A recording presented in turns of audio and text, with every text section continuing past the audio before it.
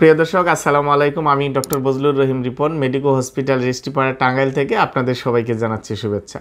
প্রিয় দর্শক, অনেক রোগী আছে তারা কমপ্লেন করেন যে তাদের হাঁটুর সামনের অংশে ব্যথা অনুভব করেন, অর্থাৎ অ্যান্টেরিয়র নি পেইন যেটাকে বলা হয়। তো এই ধরনের অ্যান্টেরিয়র নি পেইনের কিন্তু কতগুলা কারণ আছে। এর মধ্যে অন্যতম কারণ হচ্ছে প্যাটেলোফিমোরাল পেইন সিনড্রোম, বা অনেক সময় এটাকে প্যাটেলোফিমোরাল সিনড্রোমও বলা হয়। এটা আমাদের যে নি ক্যাপ আছে বা যে বাটির মতো চাকতির মতো যে হাড়টি আছে যেটাকে বলা হয় প্যাটেলা, এবং আমাদের যে ফিমার, প্যাটেলা এবং ফিমারের যে জয়েন্ট সেটাকে বলা হয় প্যাটেলোফিমোরাল জয়েন্ট। এবং এটা অনেক সময় দেখা যায় যে ম্যাল ট্রেকিং এর কারণে অনেক সময় ঘর্ষণ লেগে ব্যথা হতে পারে।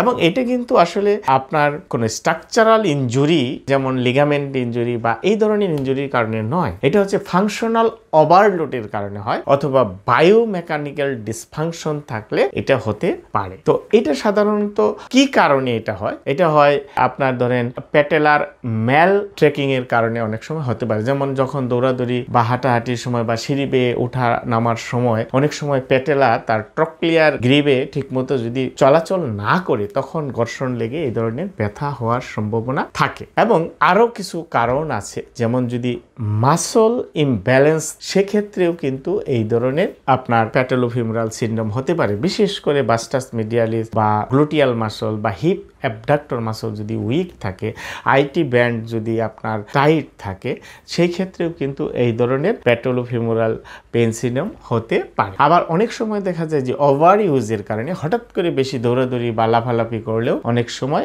এই ধরনের প্যাটেলোফিমোরাল পেইন সিনড্রোম হতে পারে। আবার কারো কারো ক্ষেত্রে দেখা যায় যে ফুট বায়োমেকানিক্সের প্রবলেমের কারণে কিন্তু আমাদের অনেক সময় এই ধরনের সমস্যা হয়। বিশেষ করে যাদের ফ্ল্যাট ফিট থাকে অথবা কিউ অ্যাঙ্গেল হাই থাকে, তাদের ক্ষেত্রে কিন্তু এই ধরনের প্যাটেলোফিমোরাল পেইন সিনড্রোম হওয়ার সম্ভাবনা বেশি থাকে। তো এটা সাধারণত দেখা যায় ইয়াংদের ক্ষেত্রে একটু বেশি হয়, বিশেষ করে যারা অ্যাথলেটস, দৌড়াদৌড়ির জাম্পিং করেন বা সাইক্লিং করেন, তাদের ক্ষেত্রে এটা হওয়ার বেশি থাকে। বা মহিলাদের ক্ষেত্রে যাদের কিউ অ্যাঙ্গেলটা একটু বেশি থাকে, তাদের ক্ষেত্রেও এটা হওয়ার সম্ভাবনা থাকে। বা ওভার ইউজ ইনজুরি, বিশেষ করে যারা স্কোয়াটিং পজিশনে বেশি কাজ করেন, তাদের ক্ষেত্রেও এটা বেশি হতে পারে। তো এই ধরনের প্যাটেলোফিমোরাল পেইন সিনড্রোমের চিকিৎসা ব্যবস্থাটা আসলে কি, সেটি নিয়ে আমরা একটু কথা বলতে চাই। তো এই ধরনের অ্যান্টেরিয়র নি পেইন এর ক্ষেত্রে যেটি দেখা যায়, আগেই আমরা বলেছি যে ফাংশনাল ওভারলোড অথবা বায়োমেকানিক্যাল ডিসফাংশনের কারণে কিন্তু আপনার এই ধরনের ব্যথা হয়ে থাকে।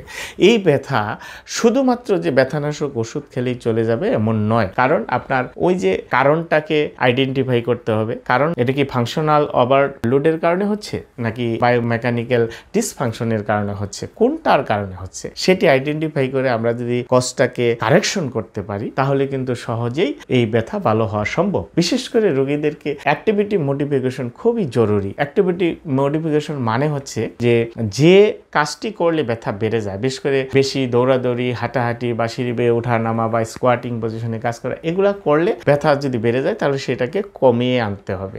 এবং হঠাৎ করেই বেশি দৌড়াদৌড়ি করা বা বেশি সিঁড়ি ওঠা নামা করা, এই ধরনের কাজ আমাদের অ্যাভয়েড করতে হবে। এটা হচ্ছে প্রথম কাজ। দ্বিতীয়ত হচ্ছে যে আমাদের কোন মাসলগুলি দুর্বল, সেই মাসলগুলিকে আইডেন্টিফাই করে সেগুলাকে শক্তিশালী করতে হবে, এবং কোন মাংসপেশিগুলি শক্ত সেটা আইডেন্টিফাই করে সেগুলাকে স্ট্রেচিং এক্সারসাইজের মাধ্যমে আমাদের ফ্লেক্সিবল করতে হবে। এবং এই ক্ষেত্রে আপনার ম্যানুয়াল থেরাপি কিন্তু অনেকটা কার্যকরী ভূমিকা পালন করে। বিশেষ করে আপনার সফট টিস্যু রিলিজ টেকনিক খুবই কার্যকরী, প্যাটেলা মোবিলাইজেশন খুবই ইফেক্টিভ কাজ করে, এবং এর সাথে আমাদের জীবনধারার পরিবর্তন খুবই গুরুত্বপূর্ণ। বিশেষ করে যদি কারো শরীরের অতিরিক্ত ওজন থাকে, অতিরিক্ত ওজন থাকলে সেটাকে আমাদের নিয়ন্ত্রণের মধ্যে রাখতে হবে। এবং দীর্ঘ সময় টানা বসে কাজ না করে আমরা যদি একটা নির্দিষ্ট সময় পর পর একটু হাঁটাহাঁটি করি, সেক্ষেত্রে কিন্তু হাঁটুর উপর চাপটা অনেকাংশে কম থাকে। তো আমরা সাধারণত এর সাথে যদি প্রয়োজন হয় সেই ক্ষেত্রে অল্প পরিমাণে ব্যথানাশক ওষুধ, যদি খুব